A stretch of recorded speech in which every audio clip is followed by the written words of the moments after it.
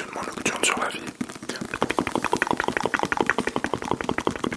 Donc je vous rappelle le concept, je vais vous poser des questions, pas beaucoup, 2 à 3 questions, et on va prendre le temps de décortiquer chaque question. Et puis ensuite je vais vous donner ma perspective à moi, en essayant de donner pas mal de détails. Et bien sûr de votre côté, je vous invite à prendre le temps de répondre à la question. Donc voilà, ça va être des questions sur la vie, des questions un peu philosophiques, existentielles, etc. Ça vous plaît beaucoup et moi également, donc je suis super content. Pour cet épisode, j'ai pris un bouquin qui me tient à cœur, Martin Eden de Jack Lang. On peut peut-être faire ça à chaque début d'épisode, je prends un petit bouquin et je vous fais un mini résumé. Vraiment, ça devient trop intellectuel là, trop intellectuel. Mais du coup les thèmes m'ont vraiment beaucoup marqué quand je l'avais lu. Bon, comme pas mal de gens le savent, je suis un peu dyslexique, donc je galère à lire. Donc généralement quand je dis que j'ai lu un livre, c'est que j'ai écouté le livre audio, d'accord. Mais j'aime bien toujours avoir le livre avec moi.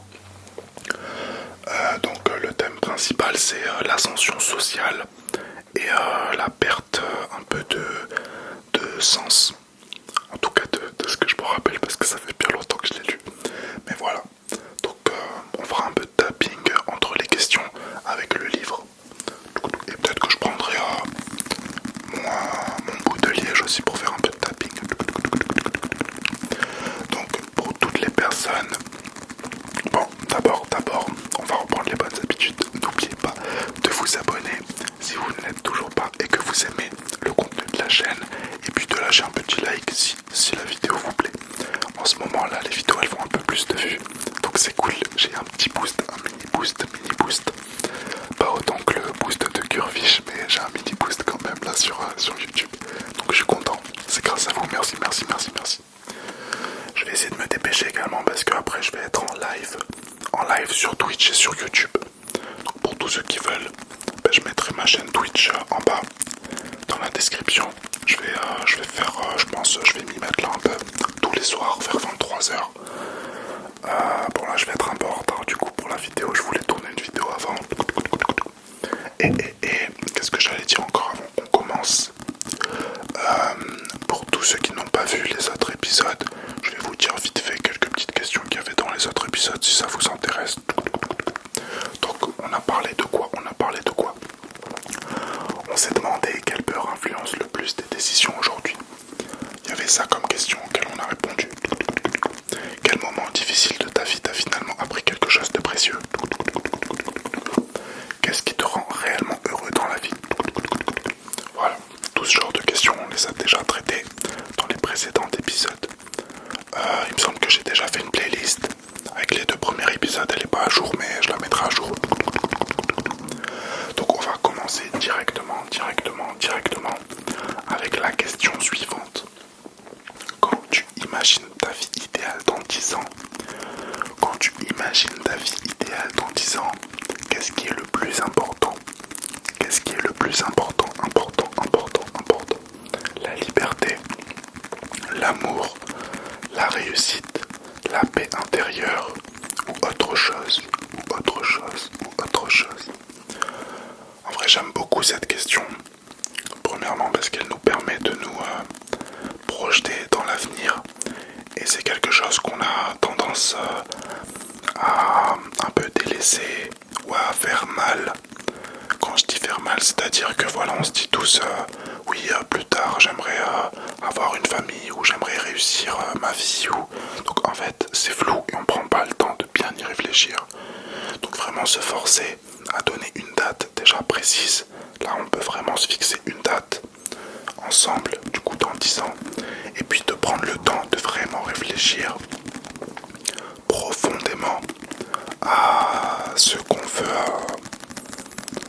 veut pour notre avenir, tout simplement, à comment notre situation va évoluer. Donc déjà j'aime beaucoup cette question pour ça, et également parce qu'elle nous force à nous demander quelles sont nos valeurs directrices, Donc une valeur directrice, c'est tout simplement une valeur, quelque chose qui a de l'importance pour nous, un concept qui a de l'importance pour nous. Et directrice, c'est tout simplement qui va donner une direction à notre vie, Donc là, dans la question, dans l'exemple, il y a la liberté, l'amour, la réussite et la paix intérieure. Il y a 3 petits points ou autre chose, d'accord? Si autre chose vous tient à cœur.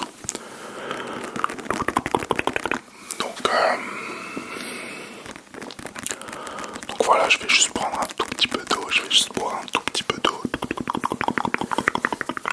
Parce que je sens que je vais un peu débiter, comme ça. Hop là. Et ça va faire le petit rappel, n'oubliez pas de vous hydrater, c'est très important. N'oubliez pas de vous hydrater, d'accord? Et non, je ne suis pas sponsor Oli comme tous ces créateurs de contenu ASMR véreux. Je rigole bien sûr.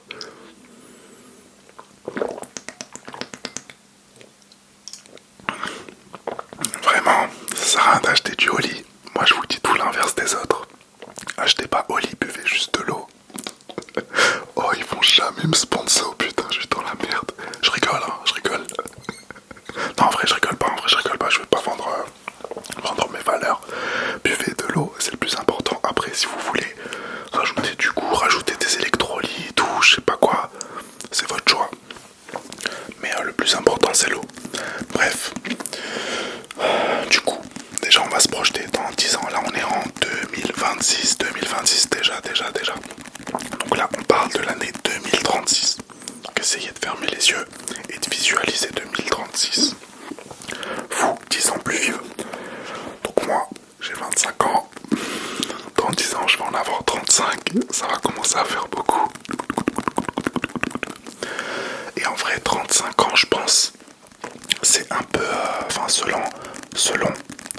Wow, je prends un accent de fou. Selon les études, entre guillemets, c'est un peu le prime des hommes. Parce que généralement, tu as commencé à te lancer dans une carrière professionnelle, tu commences à accumuler des ressources, etc. Tu prends en maturité. Et voilà, c'est souvent considéré comme le prime des hommes. Et pour les femmes, c'est plutôt entre 25 et 30 ans, un peu plus jeune. Pour des raisons biologiques dont je ne vais pas traiter ici. Donc 35 ans, c'est censé être mon prime. En vrai, qu'est-ce qui compte le plus pour moi à 35 ans? Liberté, amour, réussite, paix intérieure. Déjà, premièrement, moi j'estime que je suis assez en paix intérieure, que je suis en accord la plupart du temps. Bien sûr, on a tous quelques dissonances, on va dire. Mais la majorité du temps, je suis en accord avec moi-même. Je me sens bien, je sens que je prends les bonnes décisions pour ma vie, en tout cas celles qui sont alignées avec mes valeurs, on va dire. Donc pour ce qui est la paix intérieure, pour l'instant, j'en suis très satisfait, je suis content et j'espère que ça va durer comme ça. Les gens ils aiment bien dire je touche du bois, même si ça sert à rien, c'est totalement superstitieux, d'accord? Donc on s'en fout de toucher du bois. Ce qui compte, c'est de passer à l'action, d'accord? Passer à l'action massivement et de changer votre vie. Voilà. Alors arrêtez de toucher du bois. La réussite, ça c'est enlevé. La réussite. Moi je pense pas que la réussite ce soit à un moment donné tu vas te dire j'ai réussi. Je pense que c'est plus à la fin de ta vie. Est-ce que tu vas être satisfait de ce que tu as fait? Mais il n'y a aucun moment, je pense selon moi, où je vais me dire j'ai réussi. Parce que ce sera toujours une suite d'objectifs. Je me fixerai des objectifs. Dès que je les ai atteints, je me fixerai des objectifs plus grands. Et voilà, ça c'est ma vision de la vie. Je vous en ai déjà un peu parlé. Mais pour moi, il faut toujours aller de l'avant. D'accord? C'est souvent pour ça que les entrepreneurs qui se fixent un gros chiffre de patrimoine ou de chiffre d'affaires, généralement c'est 1 million, dès qu'ils ont atteint ce chiffre, ils ressentent un vide dans leur vie. Ou non, je crois que c'est plutôt les entrepreneurs qui vendent leur business, parce que c'est un peu leur bébé et tout, ils ont consacré toute leur vie à ça, et le jour où ils le vendent,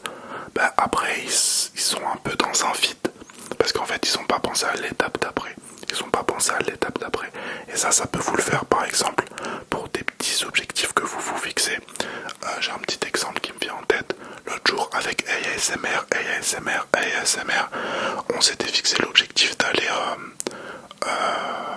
jusqu'à la mer à pied. C'était un peu loin de là où on était. Ça demandait une bonne heure de marche. Et en fait, on n'avait rien prévu après. On s'était juste dit, on va jusqu'à la plage à pied. Et donc, l'aventure était bien. On a marché, on a bien discuté. Et arrivé là-bas, tous les deux, on a ressenti un petit vide. En se disant, ok, on est arrivé, maintenant on fait quoi? Parce qu'en fait, on n'a pas pensé à la suite. Donc ça, c'était vraiment un petit exemple à la con pour vous montrer, voilà, pour tout simplement vous donner un exemple. Donc, la réussite, je ne pense pas non plus. L'amour, l'amour, l'amour, l'amour, l'amour. L'amour, ça dépend. Ça dépend de quel amour on parle. L'amour avec vos proches, votre famille, vos amis ou votre partenaire. Je pense qu'à 35 ans, ce sera un peu le moment où il faudra se poser. Donc, mais je pense que ce sera quand même le début parce que moi j'ai une vision assez long terme, on va dire. Enfin, pas long terme, mais je pense que vraiment le fait de fonder une famille, moi je le vois comme quelque chose de secondaire. Pas secondaire forcément en termes d'importance, mais secondaire en termes de priorité. Donc je viens juste de dire tout et son contraire. Parce que c'est un peu pareil. Mais non, je m'explique en gros. Moi, je veux avoir des enfants uniquement si vraiment je suis bien financièrement, que je suis bien posé, que je suis stable. Même par exemple là où j'habite. Parce que pour l'instant je voyage un peu de partout, etc. Et je veux vraiment donner des super bonnes conditions à mes enfants parce que je trouve que c'est ce qui manque un peu à la société. Généralement les gens deviennent un peu délinquants, etc. etc. On va pas rentrer dans les détails parce que voilà, leur famille, ils n'ont pas forcément les moyens de s'en occuper, que ce soit financier ou en temps aussi. En temps et même en éducation, on va dire, en connaissance, en partage culturel, etc. Donc voilà, j'estime que c'est quelque chose de très important, mais avec des conditions. Et la condition, comme je viens de dire, c'est d'être stable, principalement financièrement, également stable géographiquement parlant, etc. etc. Donc l'amour, on va dire que ce sera le début de la recherche vraiment très sérieuse, si je n'ai pas trouvé avant, bien sûr. Et donc je pense que ce qui colle le plus à moi, c'est la liberté, la liberté, la liberté, la liberté, la liberté. Donc la liberté de pouvoir voyager, la liberté de pouvoir faire les activités que je veux, la liberté d'avoir du temps libre pour faire pareil, pour faire mes passions par exemple, qui sont d'apprendre, de faire du sport, de faire de la musique, etc. etc. Et j'aimerais beaucoup d'ici 10 ans, ouais, vraiment pouvoir être libre. Libre, libre, libre, libre, libre. Après, encore une fois, c'est à nuancer parce qu'on n'est pas vraiment libre. On est toujours l'esclave de quelque chose, on va dire. Mais bon, c'est mieux d'être, on va dire, l'esclave de quelque chose dont tu as envie d'être asservi. Enfin, ma phrase a été compliquée pour rien. En gros, c'est mieux, par exemple, la sphère mindset, ils aiment bien répéter ça, mais ils disent choisis ta difficulté. En gros, est-ce que tu préfères être l'esclave d'un patron ou être ton esclave toi-même et avoir la discipline de travailler sur tes projets? Parce que oui, en soi, même l'entrepreneuriat, on va dire, t'es jamais libre. Même t'es loin d'être libre. Je trouve que t'as encore moins de liberté en vrai quand tu travailles sérieusement. Donc bon, c'est juste que t'es plus aligné avec toi-même et avec tes valeurs. Donc pour moi, ce sera dans 10 ans, ce sera vraiment la liberté. Donc on va relire la question. Quand tu imagines ta vie idéale dans 10 ans, qu'est-ce qui est le plus important? La liberté, l'amour, la réussite, la paix intérieure ou autre chose? J'ai pas essayé de penser à autre chose. Qu'est-ce qu'il peut y avoir en vrai? Qu'est-ce qu'il peut y avoir en vrai? Moi je sais que parfois des gens ne sont pas, on va dire, des petits problèmes perso dus à des traumatismes, ce genre de trucs, mais justement je trouve que ça va dans paix intérieure. Et c'est vraiment très important en vrai d'être en paix intérieure.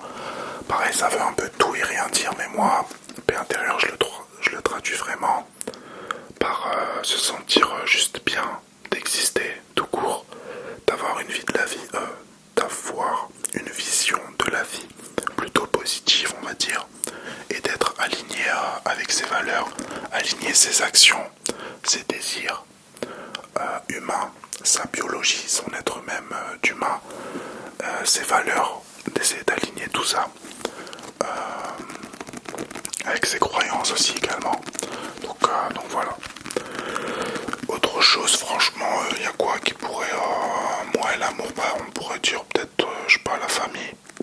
Après moi je l'ai un peu inclus dans amour, mais ça peut être la famille aussi, c'est une valeur qui peut être importante. Bon, on peut dire indépendance, mais en vrai indépendance c'est un peu un synonyme de liberté, même si c'est quand même différent dans le sens. Qu'est-ce qu'on pourrait dire d'autre? Ouais, voilà. En vrai, je trouve que c'était déjà bien résumé. Et n'hésitez pas à me dire si vous avez d'autres idées de choses importantes, de valeurs importantes que vous voulez avoir dans 10 ans. Essayez de faire l'exercice, d'accord? Moi, je suis en retard pour mon stream. De base, c'est censé commencer à 23h. Il est 23h03. Mais c'est pas grave, je comptais rester un peu plus tard ce soir. Je me suis bu un Monster, il était délicieux, je suis plein d'énergie là. Donc, je vais cocher cette question. On arrive bientôt à la fin des questions que j'ai choisies, mais vous inquiétez pas, j'en trouverai d'autres. Des questions existentielles, il y en a vraiment un tas. Et même on peut retraiter des questions qu'on a traitées il y a longtemps. Parce que nos points de vue changent, et c'est une bonne chose d'ailleurs. Qu'on change de point de vue et qu'on évolue et qu'on apprenne de nouvelles choses. Qu'est-ce que j'ai mis? Quelle habitude pourrait transformer ta vie si tu l'as pratiquée chaque jour pendant un an? C'est une très bonne question en vrai. Là, la question elle est au singulier, mais j'ai bien envie d'y répondre au pluriel en vrai. Je vais essayer de faire les deux. Donc quelle habitude, encore une fois, vous savez tout ce que c'est, mais juste pour l'exercice, on va le répéter. On va donner une petite définition, mais une habitude, voilà, c'est une action. Enfin, selon moi, c'est une action que tu vas reproduire quotidiennement, chaque jour, durant une longue période. Voilà, c'est tout simplement une action que tu vas faire chaque jour pour transformer ta vie. Encore une fois, transformer ta vie, ça veut dire que aujourd'hui, la situation A, c'est une situation particulière, et plus tard du coup, là c'est un an pour la question, donc la situation B, et il y a une évolution entre ces deux situations. Donc pour évaluer sa situation, vous pouvez tout simplement faire l'exercice de voir tous les aspects de vos vies et un peu de les quantifier, de les mesurer ou de donner votre ressenti dessus. Donc est-ce qu'en ce moment, je sais pas, j'aime mon travail, combien j'ai d'argent sur mon compte bancaire, comment se passent mes relations amicales.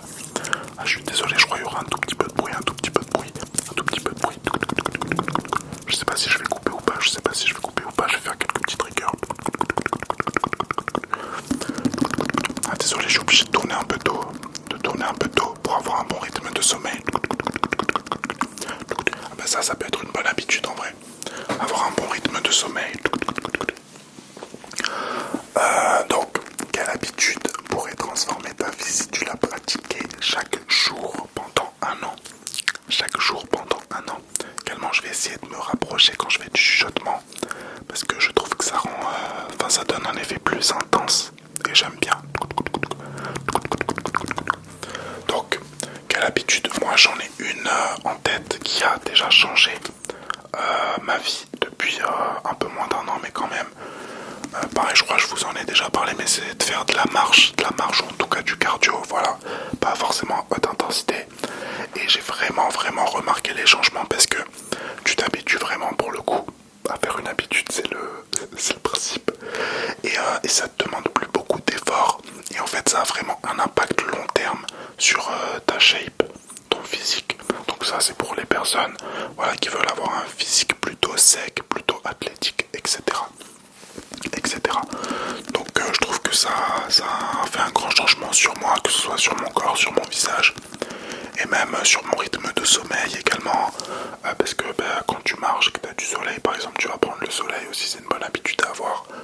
Donc ça c'est une habitude, on va dire, que j'ai déjà implémentée dans mon quotidien, mais que je vais essayer de garder toute ma vie en vrai, hein. Toute ma vie, c'est grave important. Et ensuite là, une habitude que j'ai envie de faire, bon je vous en ai déjà parlé, vous allez me prendre pour un lourd à toujours redire les mêmes trucs, mais c'est de faire une skincare. Voilà, d'utiliser quelques petits produits pour la peau grasse, parce que moi j'ai la peau assez grasse et j'aimerais voilà améliorer un peu la peau de mon visage. Donc bon là c'est une habitude vraiment purement esthétique, on va dire, hein. Purement esthétique. Sinon pareil, hein, comme vous savez, j'aimerais bien aussi travailler un peu plus de manière plus sérieuse et plus intense. Donc une bonne habitude que j'aimerais et je pense qu'il va vraiment changer ma vie et changer. Enfin, c'est l'une des habitudes qui peut avoir le plus gros impact sur n'importe quelle vie en vrai. Mais c'est de travailler à fond sur ces projets en vrai. Sur ces projets, ça peut vraiment changer vos vies. Donc je le fais déjà. Mais pas de manière très sérieuse. Parfois je planifie pas exactement. Du coup je procrastine un peu, etc. Donc voilà, prendre l'habitude de vraiment planifier mes séances de travail et vraiment de les appliquer à la lettre, de bosser, de pas être distrait du tout. Et voilà. C'est assez dur mais très faisable. Je l'ai déjà fait. Donc voilà. Je pense que ce serait moi les habitudes que je mettrais en place, Et peut-être aussi parce que ça fait longtemps en vrai, mais lire un peu plus. Et moi quand je dis lire, je parle toujours de lire quelque chose qui va changer ta vie. Même des romans, parce que avant je méprisais un peu les romans parce que je me disais que c'était juste des histoires fictives et du coup que ça avait aucun impact sur ta vie. Mais en fait non, parce que là, Martin Eden c'est une histoire fictive. Mais en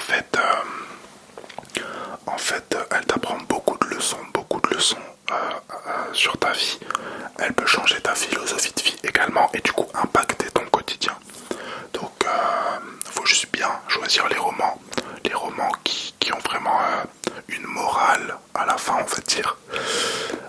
Et sinon des livres voilà type dev perso, même si ça a un peu une mauvaise connotation, mais pour pouvoir en fait tout simplement ce que j'aime pas c'est la branlette intellectuelle, genre voilà je vais dire les termes, c'est la branlette intellectuelle, c'est lire des livres pour lire, pour juste avoir des discussions intellectuelles et faire voilà l'intello pour rien, genre moi ce que j'aime et ce que j'ai reproché longtemps à la philosophie également parce que c'est un sujet qui m'intéresse, c'est vraiment le fait d'appliquer dans la vie réelle, d'appliquer et qu'il y ait un bénéfice concret dans la vie de chacun.